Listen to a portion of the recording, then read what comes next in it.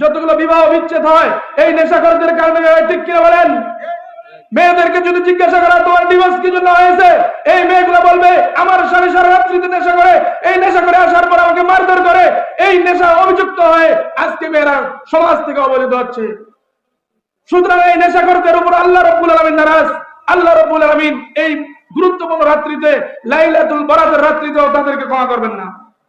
মহাগ্রন্থ আল কোরআন কারীমের সূরা দুখান থেকে আমি আয়াতে কারিমা তেলাওয়াত করেছি। রাসূল করিম সাল্লাল্লাহু আলাইহি সাল্লামের লক্ষাধিক আহাদিস মুবারাকার মধ্য থেকে আমি একটি হাদিস আপনাদের সামনে তেলাওয়াত করেছি।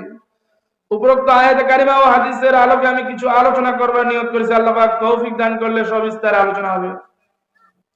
আসলে এখানে আল্লাহ পাক রব্বুল আলামিন এই মাসের মধ্যে একটা গুরুত্বপূর্ণ রাত রয়েছে, লাইলাতুল বরাত, যেটা শবে বরাতের রাত বলি আমরা।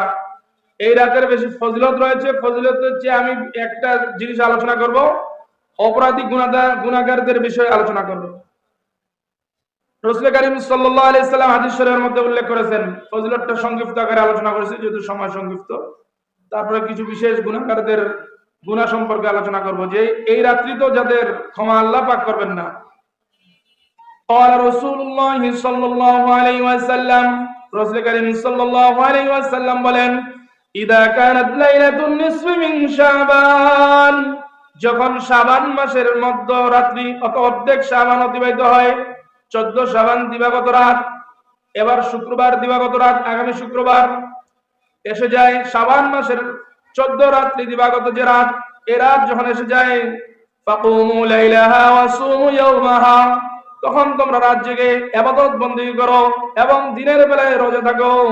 ফাইন্নাল্লাহা তাআলা ইয়ানজিলু ফিহা বিগুরুবিশ শামসি ইলাস সামাঈদ দুনিয়া, কেন আল্লাহ রাব্বুল আলামিন এই রাত্রিতে সূর্যাস্তের সাথে সাথে প্রথম আসমানে চলে আসেন, দুনিয়ার আসমানে চলে আসেন, আর বলতে থাকেন, ফায়াকুলু আলা মিন মুস্তাগফিরিন ফাগফির লাহুম, এমন কোন গুনাহগার ব্যক্তি রয়েছে আমি আল্লাহর কাছে ক্ষমা চাইবে, আমি আল্লাহ পাক তাকে ক্ষমা করে দিব।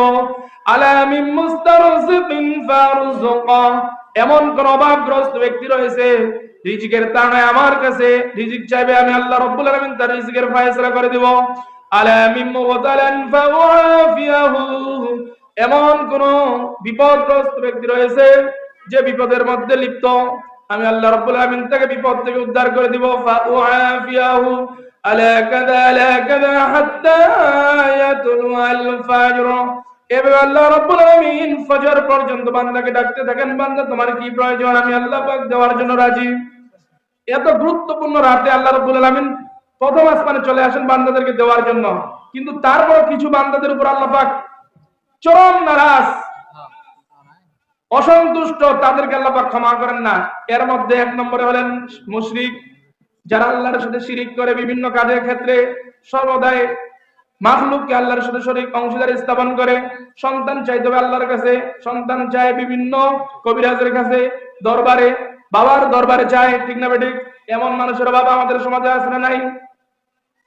যারা আল্লাহর সাথে অংশীদার স্থাপন করে তাদেরকে বলা হয় মুশরিক। এই মুশরিকদেরকে আল্লাহ রাব্বুল আলামিন এই শবে বরাতের রাত্রিতে, গুরুত্বপূর্ণ রাত্রিতে, লাইলাতুল কদর, লাইলাতুল বরাতের রাত্রিতে ক্ষমা করবেন না। ইন্নাল্লাহা লা ইয়াগফিরু আন ইউশরাকা বিহি ওয়া ইয়াগফিরু মা দুনা যালিকা লিমান ইয়াশা, শিরক ব্যতীত আল্লাহ রাব্বুল আলামিন সব ধরনের গুনাহ ক্ষমা করে দিবেন। অন্য আয়াতে বলেন, লাইন আশরাকতা লা ইয়াহবাতান্না আমালুকা ওয়া লা তাকুনান্না মিনাল খাসিরিন, তুমি যদি শিরক করো, শিরকের কারণে পূর্ববর্তী আমলের সওয়াবগুলো আল্লাহ পাক বাতিল করে দেন। সংক্ষিপ্ত আকারে টানতেছি, মুশরিকদেরকে আল্লাহ পাক ক্ষমা করবেন না, জাদুকরদেরকে এই রাত্রিতে আল্লাহ পাক ক্ষমা করবেন না। যারা কুফরি করে, জাদুকর বিভিন্ন আছে, কুফরি কালাম করে আমাদের সমাজে দেখা যায়, আর আমরাও তাদের কাছে যাই। আমরা ভালো হক্কানি উলামা ইকরামের কাছে যাই, দোয়া নিতে পারি না, কিন্তু যারা নামাজ পড়ে না, মুখে দাড়ি নাই, সুন্নতের কোনো আদর্শ নাই, আমাদের সমাজে কিন্তু দেখবেন এদের কাছে সিরিয়াল, টাকা পয়সা দিয়ে সিরিয়াল। এই জাদুকর কুফরি কালাম যারা করে এদেরকে আল্লাহ পাক ক্ষমা করবেন না। গণকদেরকে ক্ষমা করবেন না। তারপরে হচ্ছে সুদখোর, আমাদের সমাজে সুদের ভয়াবহতা ছড়িয়ে গিয়েছে।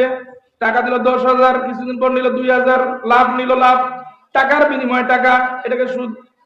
এই সুদখোরকে আল্লাহ রাব্বুল আলামিন ক্ষমা করবেন না এই গুরুত্বপূর্ণ রাত্রিতে, শবে বরাতের রাত্রিতে।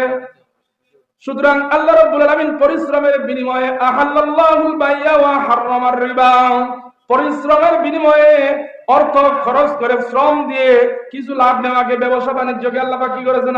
হালাল করেছেন, বৈধতা দিয়েছেন। সুদখোরকে আল্লাহ রাব্বুল আলামিন এই গুরুত্বপূর্ণ রাত্রিতে কি করবেন না? ক্ষমা করবেন না। আমরা সুদের একটু বিস্তারিত ব্যাখ্যা না দিলে বুঝি না। আমাদের সমাজের জমি বন্ধকের বিষয় রয়েছে, দেদারছে আমরা জমি বন্ধক দিচ্ছি, কিন্তু এইখানে একটা বৈধতার বিষয় রয়েছে যে আমরা জমির একটা ভাড়া দিব, কেরায়া যেটাকে বলা হয়। জমি যার কাছে আমরা বন্ধক নিচ্ছি, জমির মালিককে কিছু ভাড়া দিতে হবে। 1000 টাকা হোক, 2000 হোক, 4000 হোক, জমির পরিমাণ অনুযায়ী বছরে একটা ভাড়া দিলে সে সুদ থেকে মুক্ত হবে। এটা একটা হিলা, কৌশল। এই কৌশল অবলম্বন করবে আমরা যারা জমি বন্ধকের দিকে ধাবিত হচ্ছি, আমরাও কিন্তু কি হচ্ছি? সুদের মধ্যে লিপ্ত। আমরা কিন্তু খুশিতে বেড়াচ্ছি, আমি এত বিঘা জমি বন্ধক নিলাম, বুক ফুলাই বলতেছি, কিন্তু আমার যে গুনাহ হচ্ছে। এই সুদখোরদেরকে আল্লাহ রাব্বুল আলামিন এই গুরুত্বপূর্ণ রাত্রি লাইলাতুল বরাতের রাত্রিতে ক্ষমা করবেন না। তারপরে হলো আত্মীয়তার ছিন্নকারী, আত্মীয়তা যারা ছিন্ন করে এদেরকে আল্লাহ পাক ক্ষমা করবেন না।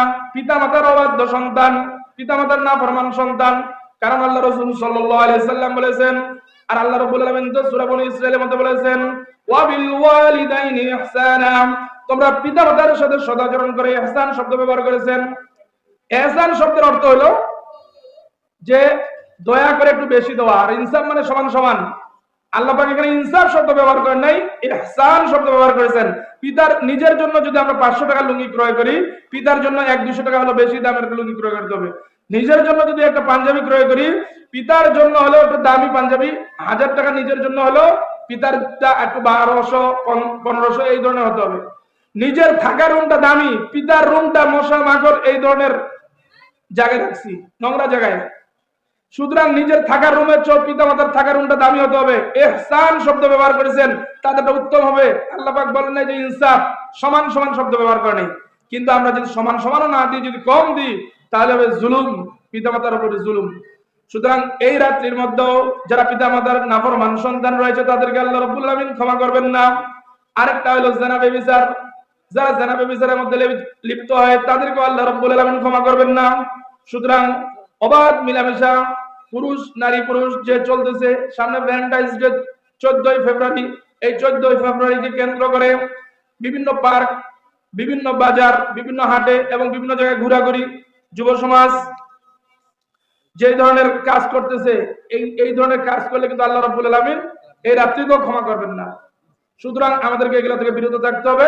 আর একটা হলো যে নেশাখোর, যারা ধূমপান খায়, নেশাখোর, ফেন্সিডিল, ট্যাবলেট, এই জাতীয় যেগুলোর মধ্যে নেশা আছে, এই নেশাখোরদেরকে আল্লাহ রাব্বুল আলামিন লাইলাতুল বরাতের রাত্রিতে কি করবেন না? ক্ষমা করবেন না। নেশার দুনিয়ার ক্ষতি হলো যে তার শরীরের ফুসফুস থেকে শুরু করে প্রত্যেকটা জিনিস নষ্ট হয়ে যাবে। পরকালে কি হবে? জাহান্নামীদের রক্তপুঞ্জ তাদেরকে খাইতে দেওয়া হবে।